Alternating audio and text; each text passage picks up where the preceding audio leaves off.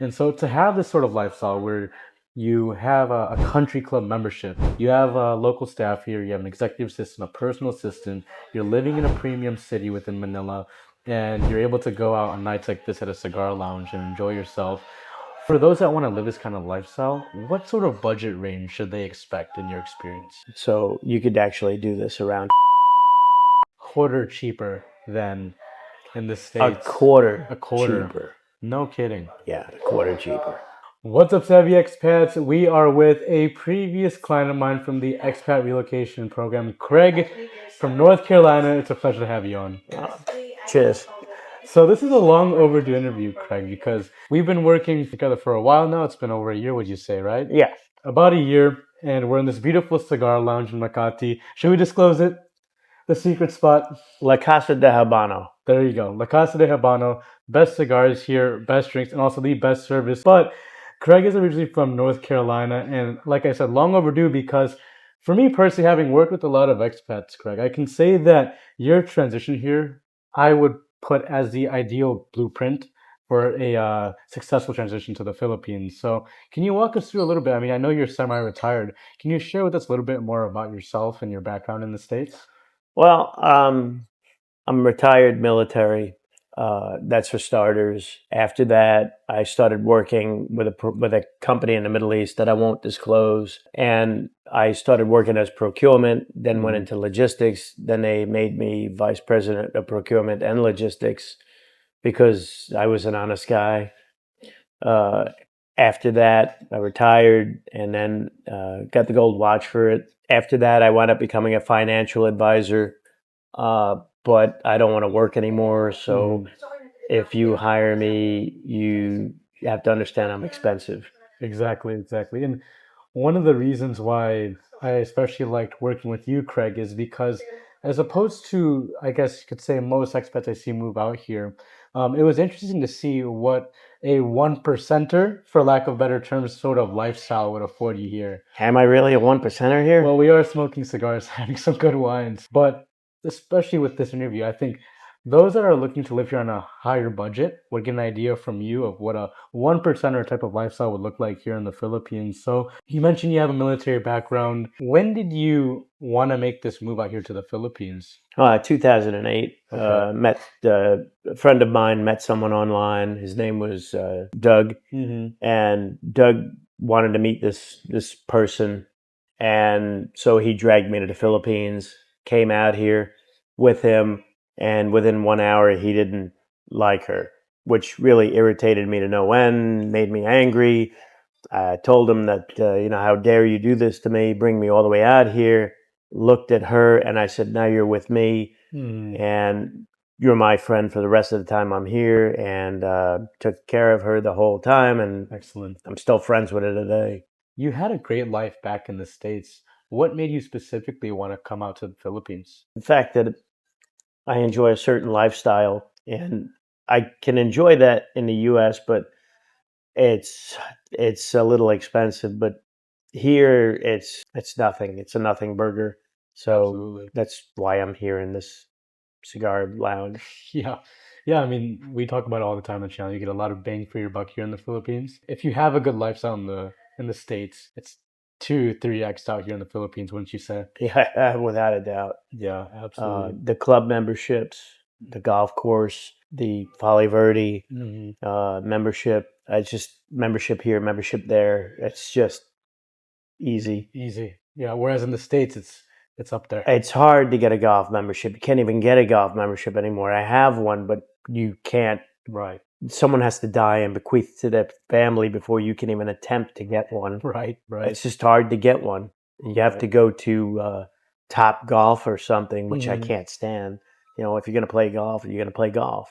Gonna play. So Yeah. that's Which we're why. gonna be doing in a couple of weeks, right? Yes, I Looking can't forward wait. to that. Looking forward to that. And the Hills of Rizal as well. When we first hopped on call about a year ago, you mentioned that you're watching the videos. Your wife, Miss Lynette, loved BGC. Where are you currently living right now? BGC. BGC. But you're currently making a transition, right? Yeah, there's another place, Ortigas, that I like. It's an up and coming BGC. In about 2 or 3 years, it should be just like BGC, but It's going to take a while, and that's fine. Gotcha. I've got time. Gotcha. And so for most expats that I see moving out here, they typically go straight to BGC. They stay there. But now you're moving over to Ortigas. Why would you say that is? It's closer to the golf course. Gotcha. Valle Verde's right down the street, which is the country club. Mm-hmm. Estancia Mall, Mega Mall, Mm-hmm. Ayala Mall, and then there's the Podium, which is within walking distance. All this is in walking distance. I like Beautiful. it, so that's why I chose that. Plus, I would say that in BGC, you're looking at an apartment for about 3,000 for what I 3,000 a month for what I want. Mm-hmm. There, it's 800. Right. It's ridiculous, and it's nicer. The whole point is because BGC is the one place that everybody wants to be. So if you just venture outward, you can find more bang for your buck, and that's why I chose Ortigas. 100%. And that's actually a place we don't talk enough about on the channel is Ortigas because it is one of the prime business districts in the Philippines. It's BGC, Makati, and Ortigas. And Ortigas is significantly, I'd say, more affordable than BGC and Makati while still affording you those Western conveniences that we have in Makati and in BGC. We talked a little bit about earlier how here in the Philippines, you can stretch your dollar way further. What were your expenses like in North Carolina, in the States versus here in the Philippines? You're talking like a quarter. Yeah, no kidding. Really? A quarter of what it was. The golf course that I was at was just astronomical, but I like that lifestyle, so I want that. Mm-hmm. Well, I came here and I asked him how much it was, and I was like, seriously? Mm-hmm. Really? I like you. What's your name? And so the broker, Yep. and you have to go through a broker in order to get any kind of club membership. Mm-hmm. The broker told me how much it was, and I was like, just roll with that. Just roll with that. Let's go with that. Right. And I went with the golf club out in Antipolo, which is nice. It's an hour away, but there's a casino across the street. Mm-hmm. There's a nice hotel there. There's a bicycle path if you want to do it. A shooting range, believe it or not. Beautiful. And if you have the SRRV's visa, you can own a weapon if you want. Right. And, if you want a shotgun to shoot skeet, you can do that. That's nice. And then, of course, play golf, which is right there. I do like the golf course. You're going to lose a lot of balls on that golf course. Yeah. There's no doubt. 100%. Now, not everybody can be part of the golf course that's right next to BGC. Mm. That one, I have to say, is beyond my budget. I think it's beyond everyone's budget. I think so. I think they have a cap of like 500 members. Yeah, that Crazy. one, and I overlook it all the time from Yeah. my condo. I just look at it and go, I want to play golf. Yeah.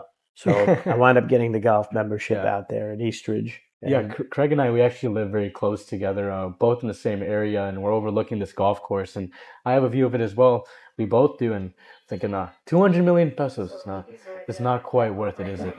no, No. no. So I gave up on that. But there was Valley Golf, there was Eastridge, and then it was Forest Hills. Okay. Forest Hills was really funny. I met the representative there. She came down the stairs in heels and everything. I was like, oh, she's going to fall down. Got down and I said, well, what's this place like? And the first thing she said was, you don't want to be here. Do what? Really? She said, yeah, you don't want to be here. You want to go to Orchard. Huh? Well, I wanted to play golf. Yeah, but you want the other stuff too. I do? She said, the spa, the restaurants, the tennis courts. So I was like, okay, well, I guess I won't come here then. And so I looked around, and Eastridge was really nice. So I said, okay, I'll take this one. Beautiful, beautiful. I know that's interesting. She was turning away some business right there, but I thought it was funny. ultimately you went with Eastridge. Excuse me. And we're going to be going there in a couple of weeks, going to enjoy a nice little golf trip. And so we were talking a little bit about your expenses in North Carolina versus the Philippines.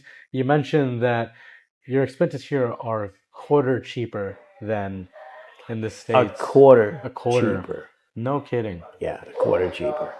Here in the Philippines, roughly month to month, you don't have to be too specific, but can you give us like a ballpark range of how much you're spending in the Me? Philippines? Yeah. Here? Here. Monthly? Monthly. It varies, but I would say the average would be about, um, I'd say between $5,000 and $6,000. $5,000 and $6,000 a month. Yeah. No kidding. And that's to be able to have the freedom to eat out whenever you want, Hmm.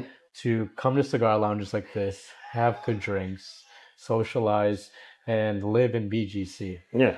No kidding. And also, not to mention, you have a team here. Yes. So Let's do a I quick have them with introduction. me. Yeah. This is Jerica. All She's right. my executive assistant. Jerica handles a Jerica. lot of my affairs that I need to get done that are more intricate, my bills, my memberships, and so on. Mhm. Things that I need that take a lot of time. Jerica is the one that really performs that for me. Mhm. This is Anne, my personal assistant, uh, instrumental as well. I can't do certain things while I'm working. Anne will take care of those things for me while I'm working. Mhm. The stress level that I'm under is pretty high with a lot of my clients, and both really help me out with a lot of things that I need to get done. So Jerica and Anne. So it's really just all about help. And so in the U.S., I couldn't really have someone like that. I could have a personal assistant, but it broke the bank. Right. Here, not at all. And that's what we always talk about on the channel is to be able to afford these little luxuries like having a team, having a personal assistant, having being able to live in BGC, eat out whenever you please. Your dollar gets stretched way further out here. And so for $5,000 to $6,000 a month, that's a great lifestyle you have out here, would you say? Yeah, without a doubt. I mean, I'm not complaining. Yeah, absolutely not. And so just to dive a little bit deeper into your expenses out here in the Philippines, how much are you paying for rent in your current place in BGC? Right now, about 1,100. Okay. But in Ortigas, it would be about 800. And then, of course, I've bought a condo, which I won't disclose somewhere. And of course, the mortgage is only 474. $474 Yeah, a month. a month Yeah, for your condo. yeah, No kidding. yeah. And it's exclusive. Really? Yeah, Wow. I'm happy with it. And keep in mind, guys, Ortigas is still a prime business district in the It's an up and Philippines. coming Very area. up and coming. So 474 a month USD for is this a two bedroom? Yeah. A two bedroom in a prime district I business wanted the district. 3 bedroom, but the Yeah. 3 bedroom was nothing more than just an extra room, and it just wasn't worth it. And so, from what I've seen working with a lot of expats here, a lot of our clients they just rent outright here in the Philippines. What made you want to actually fully buy a condo here in the Philippines? Oh, the fact that where I'm at, over there in Ortigas, it's sort of it's Alveo, which is like it's like a village. You can walk out of your condo. There's a garden there. Beautiful. There were two pools, two workout rooms. The clubhouse is outstanding. Mhm. I wound up getting the 43rd floor, which is the top floor. Mhm. But you get a little vertigo. I don't think Filipinos really care about heights. I got a little nervous when I was up there, Yeah. but it was nice. Ayala is the kind of premier uh, builder, Hmm. and so that's why I kind of went with them. Now, of course, the price is going up as we speak. Is it an investment? No, I actually intend to live there. But the security there is top notch, Amazing. which I like. So it's exclusive. That's why I like it. For $474 Yeah, a month. yeah, That's insane. yeah. And like I mentioned, the reason I wanted you on the channel, Craig, is because I see your transition to the Philippines as a blueprint that most expats should take. You did this transition was very smooth for you, and you got things done very efficiently. Not to mention, you're also living a premium lifestyle here in the Philippines, a top 1% lifestyle, some would even say. And so to have this sort of lifestyle where you have a country club membership, actually it's plural, country club memberships, a golf club membership as well, you have local staff here. You have an executive assistant, a personal assistant. You're living in a premium city within Manila, and you're able to go out on nights like this at a cigar lounge and enjoy yourself For those that want to live this kind of lifestyle, what sort of budget range should they expect in your experience? I spend a little bit more Hmm. than most, so you could actually do this around 2,500. But I prefer a certain lifestyle, so it costs a little bit more. But Yeah. you could get the same thing for about 2,500.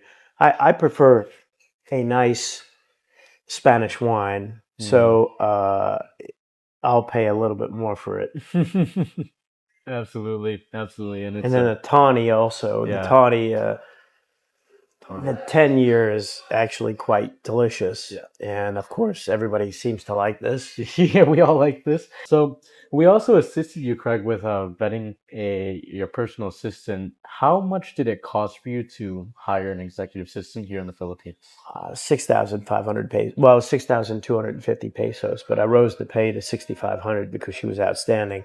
Hmm. So, and then I rose her to executive assistant. So, Jerica really performs outstandingly for me. Hmm. There are things I just can't do, or the things that I don't know, and Hmm. so I get Jerica to do those things for me, Gotcha. and she's able to accomplish those. And when I say accomplish them, I mean accomplish them in a timely manner, Hmm. which is unusual for the Philippines One hundred because percent. things don't happen here quickly, Yeah.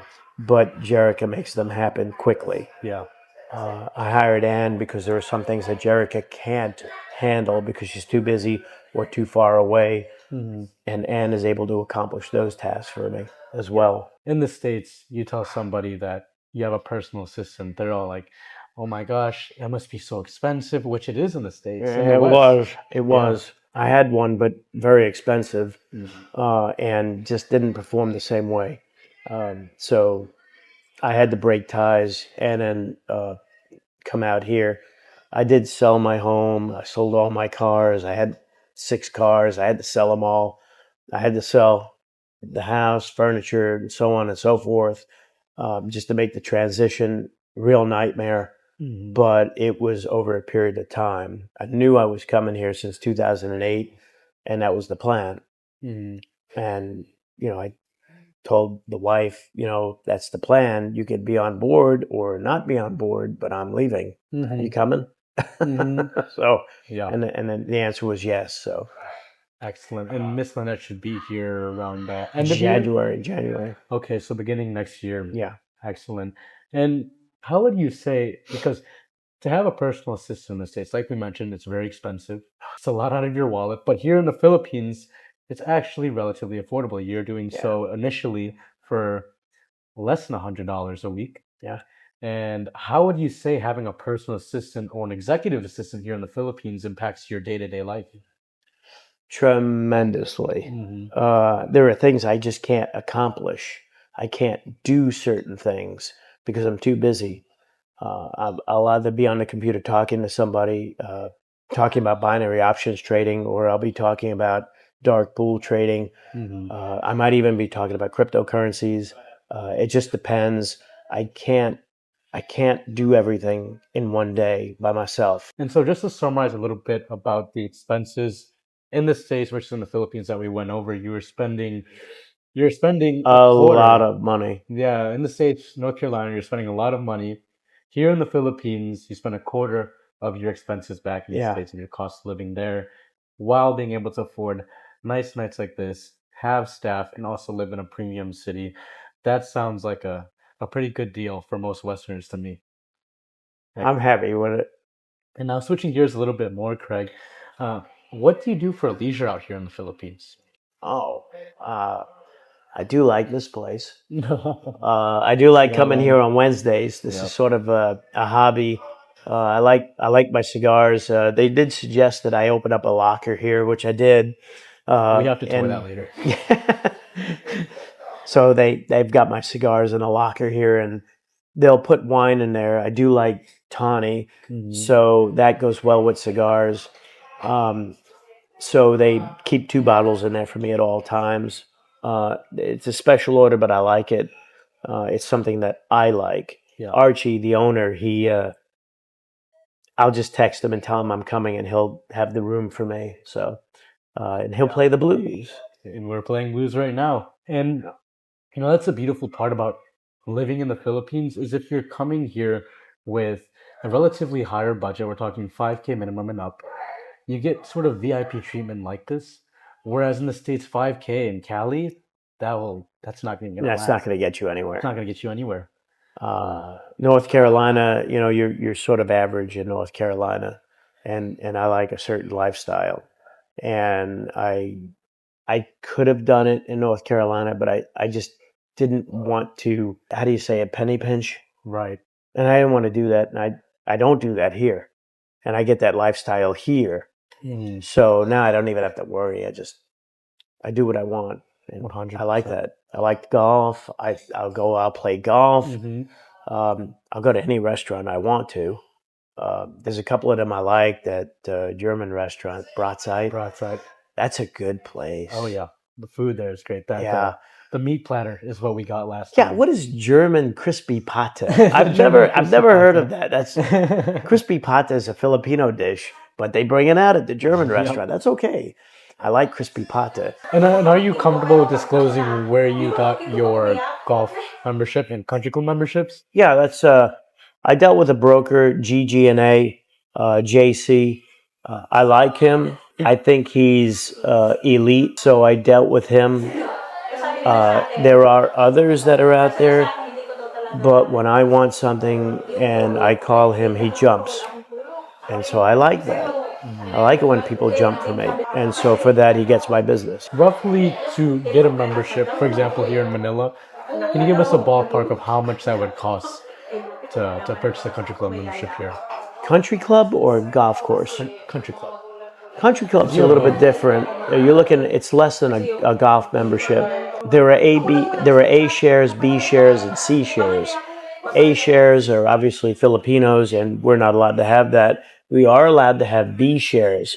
B shares are slightly more expensive, but when I say expensive, you know, it's not expensive for someone who's a foreigner. Right. So you just have to find that share. The way you do that is through a broker. The broker is JC. Well, for me, it's JC. I'll go through him, and he will find that for me. And because he finds that for me, I'm happy with that. And guys, if you are looking to get in contact with a broker to purchase either a golf membership or a country club membership, you can contact me in a link down below or shoot out an email to me and we can get you connected easily. Now, for you, Craig, personally, how was that process like to acquire both the golf and country club membership? Was it a It was lengthy easy. process? It was easy. I simply notified JC that I was interested in it. He found different courses. He gave me a portfolio, said, which one do you like? I gave him a list of the ones that I liked, and then I would tell him that I wanted an ocular visit, which meant that I wanted to go there and see it. So he would set that up. He actually had a driver and escorted me to the golf course along with my PA and executive assistant. We went there. It was kind of funny. It was like an entourage. I felt like Arnold Schwarzenegger with his entourage. But you know, I don't care. I just wanted to go there and see it. As far as the golf course goes, I wanted a golf course that was not near Makati, BGC. I wanted it away. I didn't want to see expats. So I found the one that I wanted to go to, which is further away, about an hour away. And because it was an hour away, they don't venture that far. And for me, that was perfect. And so this way I can create new contacts. When they have events, I'll go to the events. I'll meet people. There are some business dealings that happen on a golf course, as you know. And so you meet a lot of new people. Right. So on and so forth. I'm not going to disclose more than that. Right. Absolutely. And one point to bring up also, guys, is when you're transferring money to these country clubs and golf courses, be a little bit careful because you and I had a recent incident, a funny incident actually. Oh, yeah. So, guys, recently, Craig was sending me a payment for supposed to be 60,000 pesos, right? Pesos. And I go to my PayPal account and I accidentally see that you sent me $6,000. Make sure it's in pesos when you send your payments out here. Yeah, that was kind of funny. I'm used to paying my my employees by pesos. Right. So I was very tired. I was wore out. I had been instructing one of my clients what to do, and at the same time, I've got one computer here, one computer here. I've got phone here, phone there. I've got the Apple computer over here. I'm just stressed out, and so what I did was I sent you a payment of $60,000 instead of 60,000 pesos. I didn't catch it until you mentioned it to me. And when you mentioned it to me, it was kind of funny. I was like, oh, yeah, so I hear. And then, really? Now, fortunately, I can cover that. But, it was a little disturbing at the time because I was in the middle of a session with someone. And I was like, oh man, well, how's this going to pan out? But fortunately, you're an honest guy, so it doesn't matter. Yeah. I got returned right away, so Yeah, we got I knew it would happen. Got it resolved. So a quick lesson there: make sure when you are sending money to people here, Yeah, that was amusing. it is in pesos, so that you're not making somebody like myself an overnight Filipino millionaire for a couple minutes. They shut your account down. They did. They shut my account down. I had to ring up customer service there in the States, and they're like, okay, there's a sudden jump of $60,000 in your account overnight, and I was like, I thought it was funny because my account covered it and didn't even alert me to it. I just thought that was kind of funny. There was no alert, and I was like, oh man. I knew what I did after you mentioned it to me. Yep. And I knew it was going to get returned. I didn't really bother with it afterwards. I knew it was going to happen. That's too funny. And so, aside from that minor bump in the road of sending an accidental measly $60,000, it has been a real pleasure working with Craig. This is part one of our interview with him, and in our next part two, we're going to be talking about how he got his SRRB retirement visa here for a permanent residency, how much that costed him, and the process he went about to acquire that. So if you want to see that video, stay tuned for part two of our interview with Craig.